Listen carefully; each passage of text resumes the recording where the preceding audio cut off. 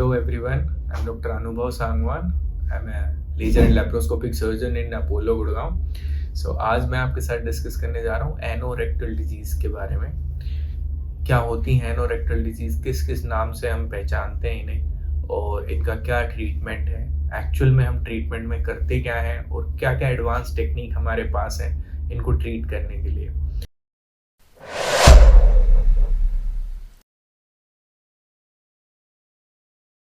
सबसे पहले हम आते हैं कि किस किस नाम से हम एनोरेक्टल डिजीज़ को जानते हैं. सबसे पहले आता है एनल फिशर.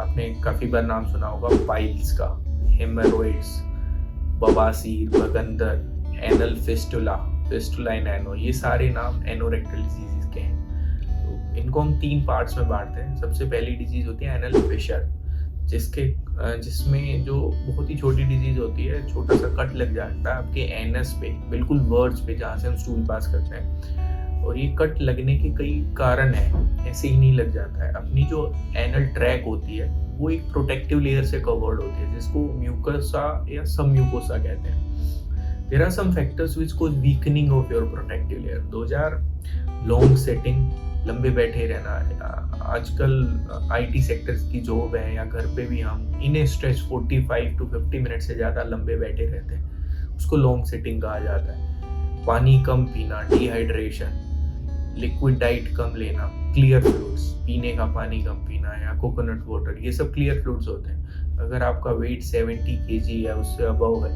तो आपको 3 से 3.5 लीटर 24 आवर में लिक्विड्स लेने चाहिए. नहीं ले रहे तो वो लो लिक्विड डाइट है. Low fibrous diet, tobacco intake, long sitting in English toilet with distraction, आप मोबाइल फोन लैपटॉप लेके इंग्लिश टॉयलेट में लंबे बैठे रहते हैं, वो भी एक कारण है. एंड प्रेगनेंसी, ये सब फैक्टर्स हैं आपके एनल फिशर होने के. जब आपकी प्रोटेक्टिव लेयर एक कुछ परसेंट वीक हो जाती है, लेट्स से 30% से ज़्यादा वीक हो जाती है, तब ये डिजीज स्टार्ट होती है. आपके एनल वर्ड्स पे, एनएस पे कट लगने लग जाते हैं. बहुत ही छोटे कट होते हैं.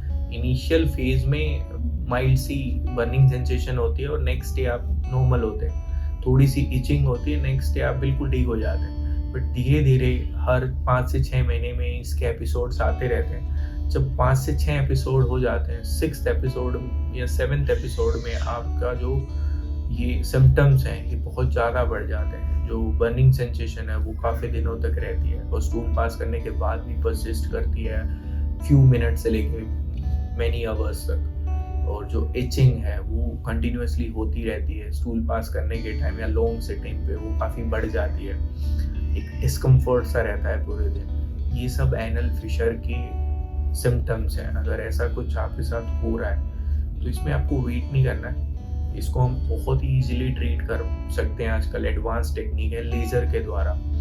इसका ट्रीटमेंट है, उसके लिए आपको थोड़ी फिजियोलॉजी समझनी पड़ेगी कि इसमें एक्चुअल में होता क्या है जो हमें इतना छोटा सा वुंड इतनी बर्निंग सेंसेशन कोज करता है. बेसिकली अपनी जो लैट्रिन का रास्ता है, एनल ट्रैक है, वो एक मसल्स, मांसपेशियों से घिरा होता है जिनको स्फिंक्टर कहा जाता है. और जब भी छोटा सा कट लगता है तो वो स्फिंक्टर्स कॉन्ट्रैक्ट हो जाते हैं.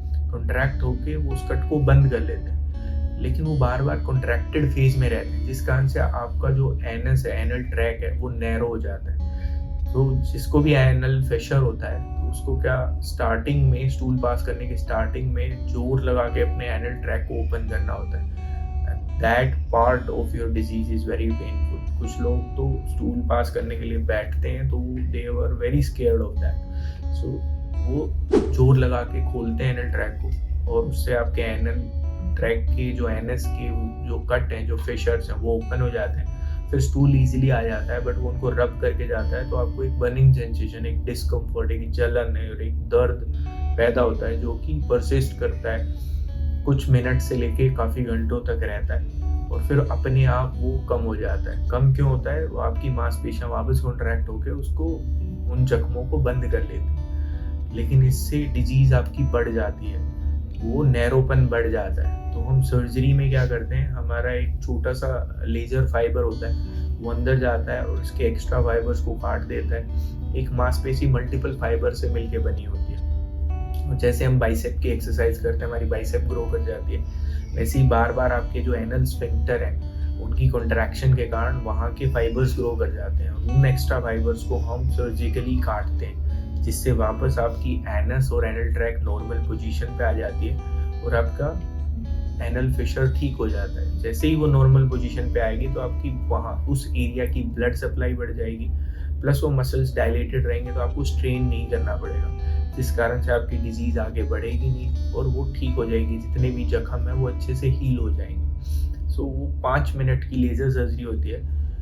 वो इतनी इजी गोइंग सर्जरी है कि नेक्स्ट डे हम आपको डिस्चार्ज कर देते हैं। नेक्स्ट डे से ही स्टूल पास करने में आपको ऑलमोस्ट 80% रिलीफ मिलता है पेन से, डिस्कम्फर्ट से, इचिंग से, एंड इवेंचुअली 1 हफ्ते में आप बिल्कुल ठीक हो जाते हैं। सो ये था एनल फिशर का ट्रीटमेंट।